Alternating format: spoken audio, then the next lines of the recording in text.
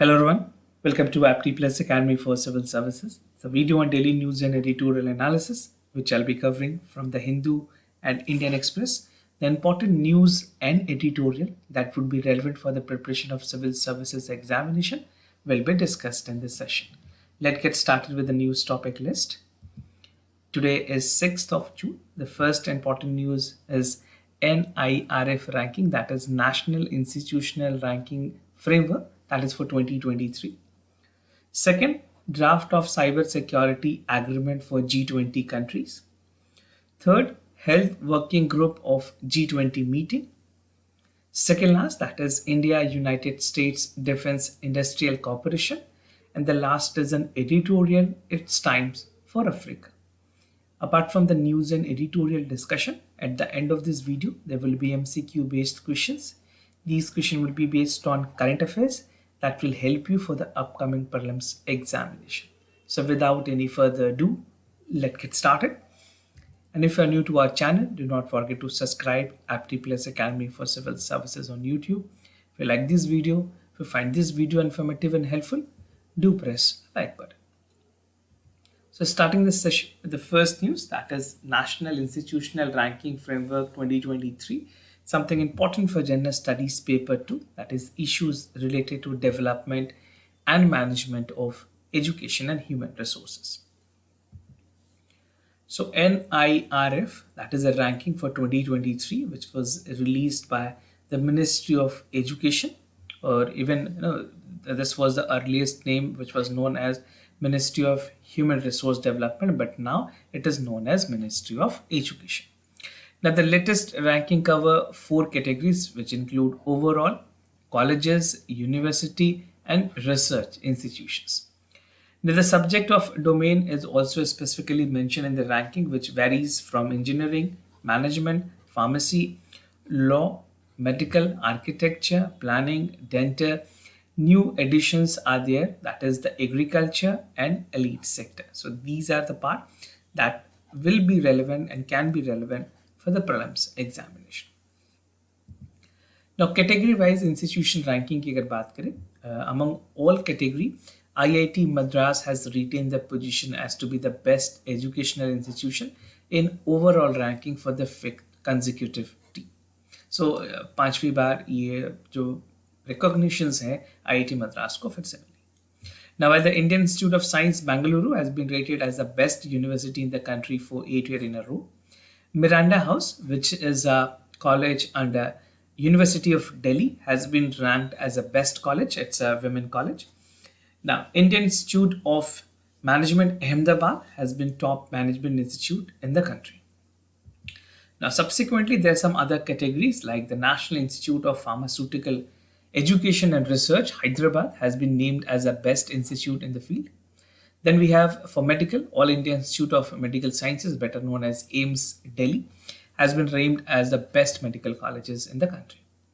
Now there's Savita Institute of Medical and Technical Sciences in Chennai. They have got a top dental college ranking.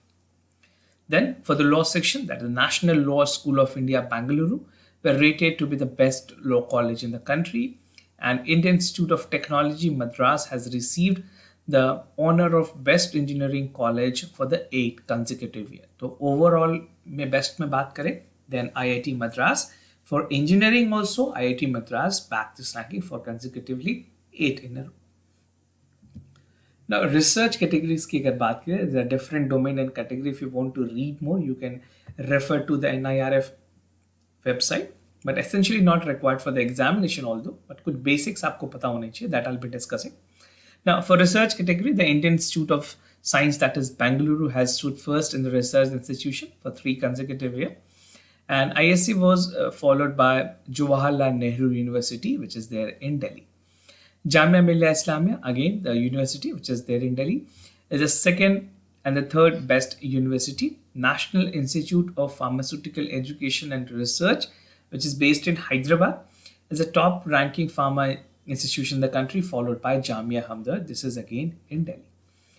Agriculture Research Institute, New Delhi, took a top slot in the agriculture and elite sector. The National Institute of Technology, Kanpur, has topped in the category of innovation ranking. Now, why I'm discussing all this news with place? Because the trend is changing in the examination, and for many examinations that you will be appearing, either the state public service commission examination, UPSC, or any other government examination, there can be a pairing based questions. तो pairing questions में आपसे इस तरह के जो locations हैं वो भी आपको पता होने चाहिए. Now, this is a report card that what we have discussed. You can pause this video, either you can take this screenshot. So these are the complete ranking, and this is on the overall categories. Now, what are the parameters for the NIRF? How does the parameter work? So there are 5 broad categories that is identified. The first include the teaching. Second is the learning and resources. Third is the research and professional. Fourth is the graduation outcome, and the other is the graduation outcome. Another is outreach and inclusivity and perception. So these are the broad area upon which the rank take place, and accordingly the Minister of Education ranking. Now for 2023, 5,544 unique institution has applied for the ranking. The basic about NIRF, as we are discussing this news, आपको कुछ basics पता होना चाहिए. This ranking has been launched by the Ministry of Education in September 2015, and this framework outlined the methodology to rank institutions across the country. The methodology draw from the overall recommendations and the broad understanding that was arrived by the core committee set up by the Ministry of Education to identify the broad parameters for ranking various university and institution across the country. Now, moving to the other news, draft of cyber security for G20 countries, something important for General Studies Paper 2, that is the government policies and intervention for the development of various sectors and issues arising from its design and implementations. So the Lieutenant General of the National Cyber Security Coordination, they have outlined the draft that is known as Delhi Declaration. And this declaration of the series is commitment for a responsible state in the behavior of cyberspace for the G20 members country, and the existing non-binding norm that has already been signed onto for the part of the auspicious of the United Nations. If you see the part of G20 forum, which India currently chair, so this is a forum, this is a platform where India is looking forward to increase the verticals and horizons so that the maximum reachability is to there with the different verticals. Even it is healthcare, infrastructure, digital technology, many lot of things that has been there. India is looking forward to augment it to the larger extent. Now, India G20 presidency की अगर बात करें, which actually started from 1st of December 2022, and this will continue, I think most of you must be aware, till November 2023. So India has assumed the presidency of the G20 grouping, bringing together 20 world largest economies, and one of such critical areas that sustain focus at the level of G20 cyber security. Now, the need for secure cyberspace is vital, and there's need for exponential surge in the number and the type of cyber threat, particularly to the critical infrastructure. Now, priorities की अगर बात करें, the G20 member country would commit, and like there would be no damage to infrastructure and other essential items. Some focus area has been identified, which called for commit to cooperate, mitigate, investigate cyber incident and other malicious activities in cybercrime. The second important focus area is to commit and protect and not disrupt the software supply chain. Commit to respect international law and rule of law in cyberspace, and commit to protect the humanitarian sectors. If you're writing in mains paper, make sure you highlight all this important point because this will be relevant over there. Now, the other news, that is Health Working Group of G20 meeting, something important for General Studies Paper 2, that is bilateral regional grouping and agreement involving India and affecting India's interest.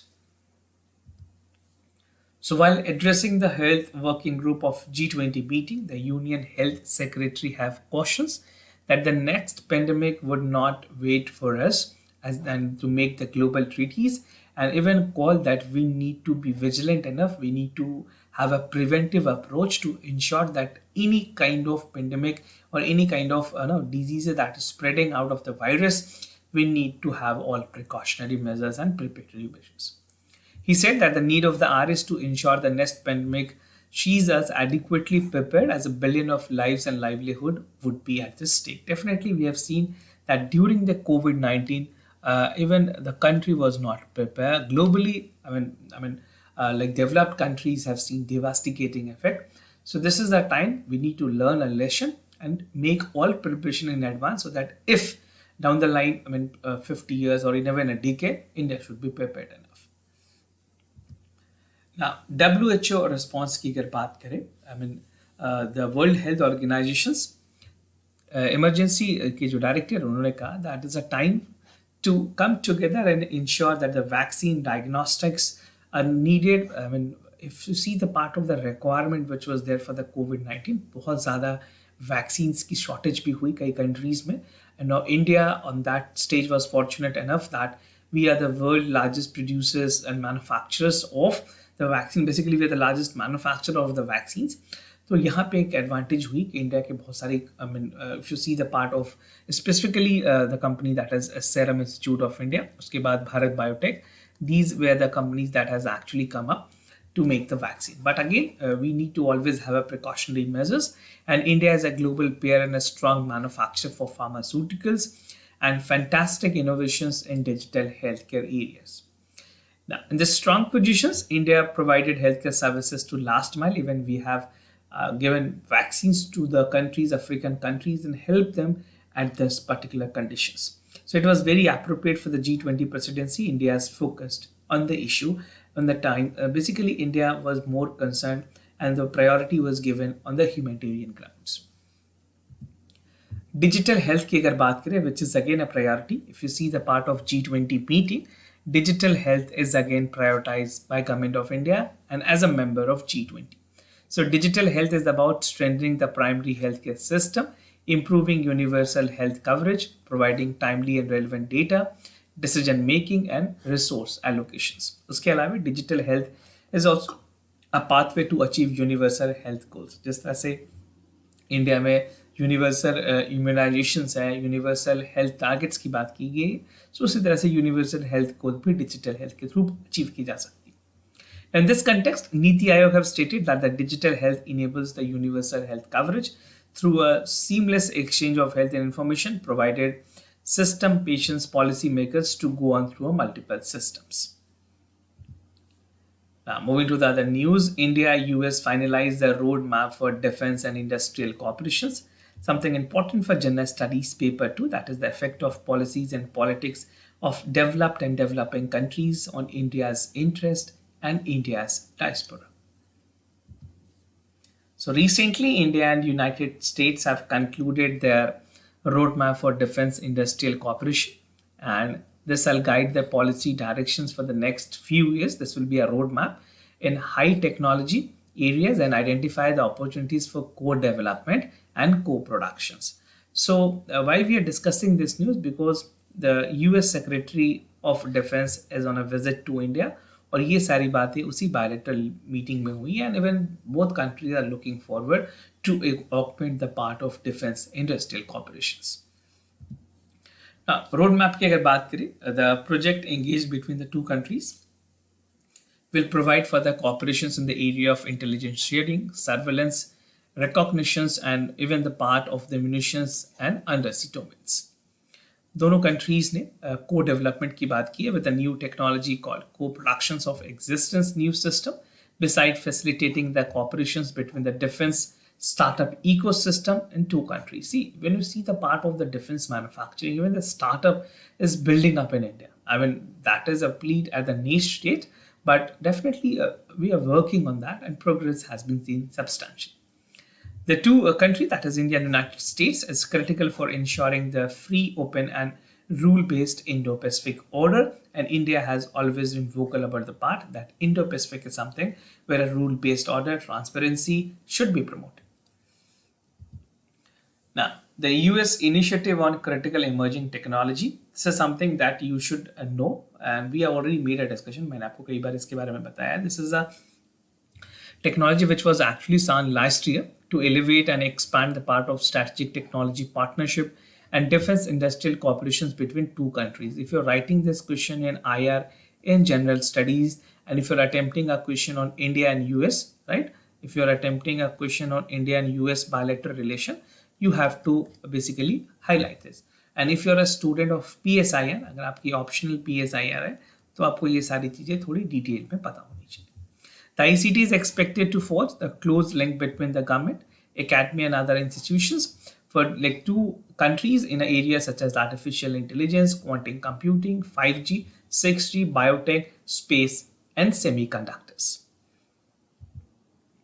Now, moving to the editorial of the day, it's time for Africa, something important for general studies paper 2, that is bilateral regional grouping and agreement involving India and affecting India's interest. So issues under this editorial, first we see the part of India-Africa Forum Summit, India's cooperations with the Global South, significance of IAFS 4, and the conclusion part. So just to give you the background, I mean, जिस तरह से India ने support की है global south को, there is a expectations की एक revival होगी between the countries and even the institution that is working on this forum. The recent visit of the Prime Minister of India, Mr. Narendra Modi, to Papua New Guinea with the conjunctions with his Australia visit is something which will be having a far impact on India-Pacific Island corporations.